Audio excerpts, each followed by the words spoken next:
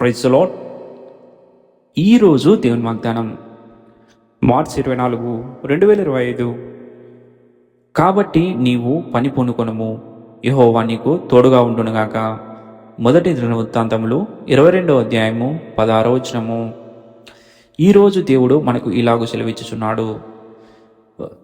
మనము అనేక విషయాలలో ఆందోళన చెందుతున్నాము.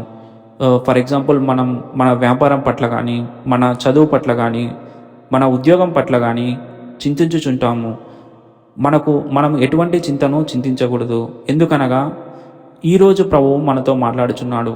మనం లేచి ముందుకు సాగి వెళ్ళాలని చెప్తున్నాడు. మీ ముందున పనిని చేయుటకు పూనుకొనుము అని ప్రభువు చెప్తున్నాడు.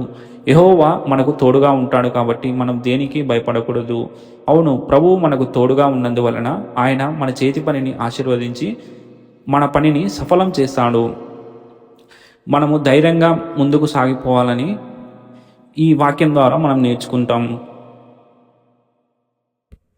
అప్పుడు మీరు లేచి మీ పని పూనుకొన్నప్పుడు యెహోవా మీకు తోడుగా ఉంటాడు. ప్రభువు మీ పక్షంన సమస్తమును పరిపూర్ణం చేస్తాడు. ఆయన మీ చేతుల పనిని ఆశీర్వదిస్తాడు. మరియు మీ వ్యాపారములలోనూ, పనులలోనూ, చదువులలోనూ మీరు ఇస్సాకు వలె 100 రెట్లు ఆశీర్వాదం పొందుకుంటారు.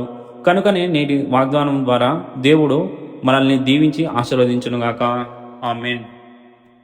ప్రార్థించుకుందాం.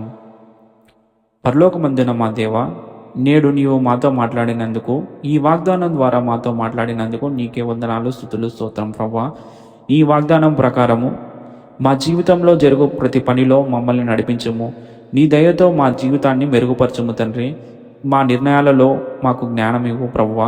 మేము ధైర్యంగా ముందుకు నడుచులాగున మాకు సహాయం దయచే ప్రభువా. ఎటువంటి ఆందోళన లేకుండా మా జీవితంలో ప్రతిదీ నీ అనుకూలంగా జరుగుటకు సహాయం చేయం ప్రభువా. నీ మార్గంలో మా జీవితాన్ని నడిపించం ప్రభువా. యేసయ్యా, మేము ఏదైనా తెలిసి తెలియక తప్పులు చేసింటే మమ్మల్ని క్షమించి నీ మార్గంలో నడిపించం ప్రభువా. ఎటువంటి అనారోగ్య పరిస్థితుల్లో ఉన్న వారందరినీ ముట్టి స్వస్థపరచం ప్రభువా.